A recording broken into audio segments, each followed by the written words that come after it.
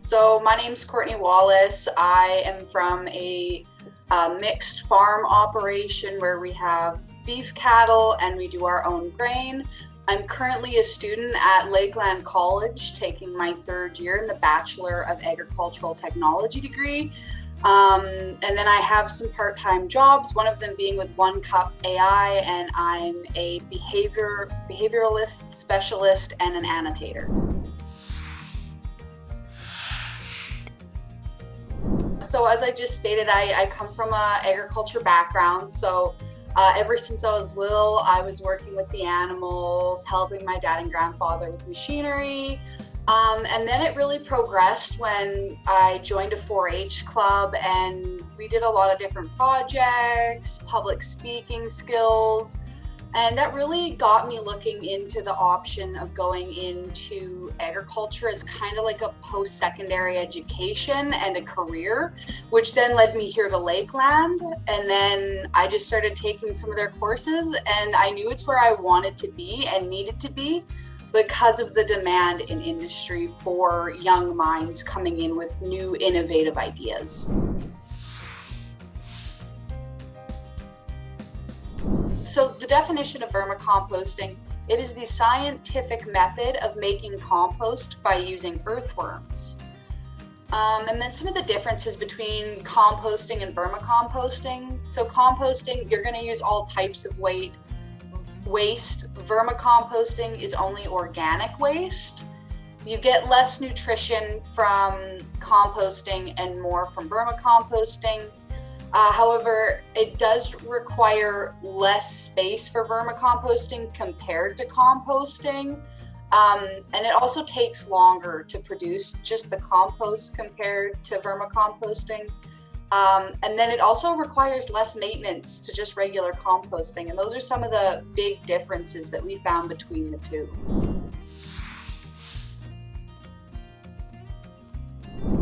So some background context on it. Being in the bachelor program, the students took a innovation leadership in ag course. We were put into separate groups. I had the privilege of working with 5 other members. I'll say their first names. They're Tanner, Paul, Anna, and Emily. Amazing group to work with. And then our instructor, Adrian, drew names on a range of random products, and that was the product or assignment that we were assigned to. So we got selected to do vermicomposting with the Kit Scotty School grade 4 class.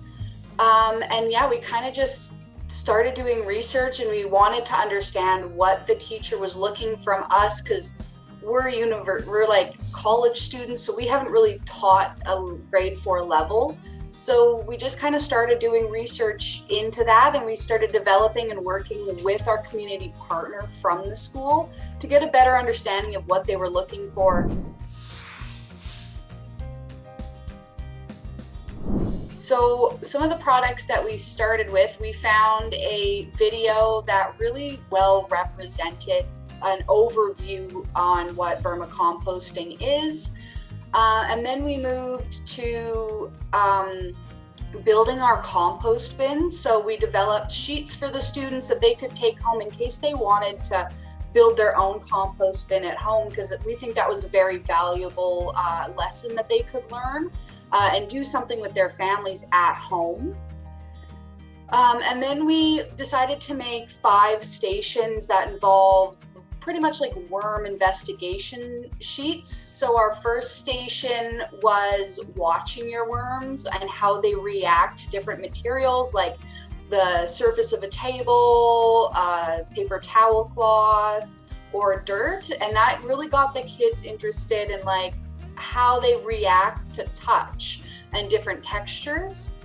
Then we moved into our second station, which was measuring their worms.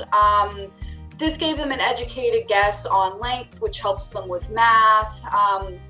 There was some struggles with them trying to stretch their worms and get them to stay still, but all part of the first time running through. Then we moved on to station 3, which was getting hands-on with your worms. We got them to put them in their hands and just observe them and see how they reacted to the environment. That one was personally my favorite station because some of the kids didn't like holding the worms, so you had to hold them first for them, which I thought was really, really nice. Our fourth station was labeling the worm, so we just created a diagram of a worm, blanked out some words, and then gave them a word box to try and figure that out. And then the kids' favorite one that we had was Station 5, and that was the light and dark. So the worm's reaction to a dark space compared to a light space. And that was kind of what we came up with. We had a couple other worksheets, like what goes into your compost bin. And then we also developed a compost troubleshooting sheet in case they ran into troubles.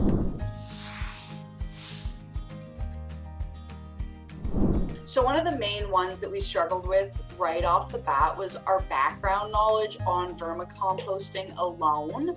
Most of us, we might have built compost bins when we were in elementary school, but that was quite a long time ago. So we spent a lot of hours researching the things that we didn't know and wanted to gain a better understanding on. And we all kind of divvied that up between our team members that we had. So somebody would worry about how to actually build the compost bin, or can you feed your worms, so that it was equally spread out. Along with the lack of knowledge, we also didn't have a great understanding of the Alberta grade 4 school curriculum. So that was another thing we struggled with, but our community partner from Kit Scotty, the elementary school there, we worked with her on probably every 2 weeks we'd meet, and we'd present her our information that we had, and she'd give us feedback, send us resources. That's kind of how we overcame that problem.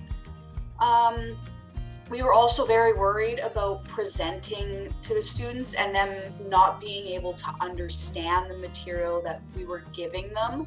So once again, we sent all of our material to the school to be evaluated before sending it through, because we felt like it was good, but we didn't know if maybe it needed to be a little bit stronger or maybe a little bit less informational, but everything ended up being great at the end of the day. We also had an issue with time restraints because this wasn't really something we could work through with students either, because we were all here at the college and we could all work through this pretty quickly, but these are younger kids, so that was an issue we had. But we left our worksheets with them so that they could work through them in their own time. We have 4 listed, and the one main one is that we had open communication with our community partner on this.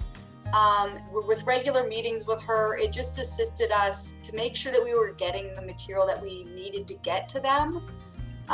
We also created deadlines for group tasks to ensure everything was getting done within a decent amount of time, because this was a school assignment and we did have to present it at a certain date. And then we all contributed and assisted each other during times where we were struggling or if we were unclear on something.